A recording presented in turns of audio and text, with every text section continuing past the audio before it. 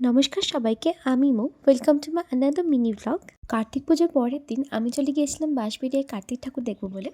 তবে জানো তো, ওখানে শুধুমাত্র কার্তিক পুজো হয় না, তার পাশাপাশি অন্যান্য দেবদেবীরও পুজো হয়। আর এই বিষয়ে আমার একটু কৌতূহল থাকায় আমি একটু রিসার্চ করেছি, আর সেটাই তোমাদের এই ভিডিওর মাধ্যমে শেয়ার করব।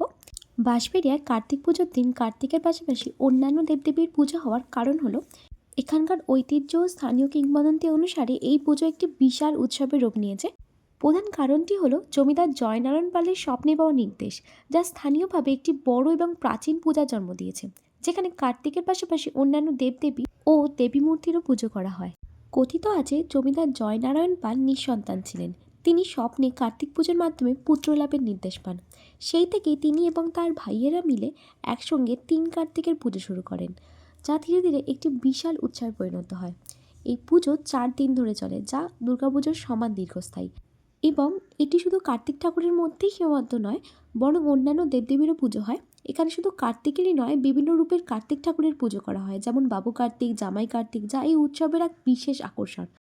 পর্তুগিজ আমল থেকেই এই অঞ্চলে কার্তিক পুজোর প্রচলন ছিল, যা শত শত বছর পুরানো ঐতিহ্য বহন করে। আমি যেটুকু তথ্য সংগ্রহ করতে পেরেছি আমি তোমাদের সাথে শেয়ার করলাম। আমিও এবারে প্রথমবার গেছিলাম বাঁশবেড়িয়া। সব ঠাকুর দেখতে পারিনি ঠিকই, তবে যেটুকু দেখেছি আমার খুবই ভালো লেগেছে।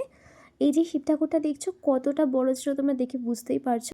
এর আগের প্যান্ডেলগুলো তো তোমরা দেখেইছো, তবে এটা ছিল টেরাকোটার কাজ। পৌরাণিক দিনের একটা শিল্পকলা বলতে পারো। বাঁশবেড়িয়া যাবো আর মা হংসেশ্বরীর দর্শন করবো না, সেটা কি করে হয় বলো? তাই মায়ের দর্শন একটু করে নিয়েছিলাম। ভেতরটাই ঢুকিনি, ওই দূর থেকে একটু দর্শন করেছিলাম। মন্দিরের কাছেই প্যান্ডেলটা ছিল, ভীষণ সুন্দর করেছিল। আর ওখানেই জানো তো ভোগ বিতরণ হচ্ছিল, তাই জন্য আমরা একটু দাঁড়িয়ে ভোগও খেয়ে নিয়েছিলাম। এবার যে প্যান্ডেলটা তোমরা দেখবে, সেই প্যান্ডেলটার মূর্তিটা আমার সব থেকে বেশি পছন্দের। যারা আমার সাথে একটু রিলেট করতে পারবে তারা বুঝতে পারবে যে আমার কেন এই মূর্তিটা সব থেকে বেশি পছন্দের হয়েছে। চোখ যেন সরানোই যাচ্ছে না, এত সুন্দর লাগছে। নেক্সট যে প্যান্ডেল থিম ছিল, সেই প্যান্ডেলটা করেছিল জগদ্ধাত্রী পুজোর মানকুণ্ডুতে। যারা মানকুণ্ডুর ঠাকুর দেখেছে তারা খুব ভালোভাবে বুঝতে পারবে যে এই ঠাকুরটা কোথায় করেছিল। যাই হোক, এটাও খুব সুন্দরভাবে এক্সিকিউট করেছিল ওরা, আমার খুব ভালো লেগেছে।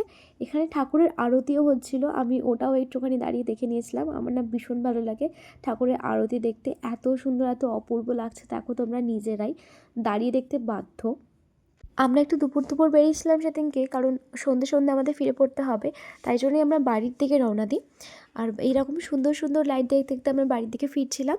তারপর পুজো বলে কথা, তাই জন্য একটু মিষ্টিও খেয়ে নিয়েছিলাম, তারপর বাড়ি চলে আসি।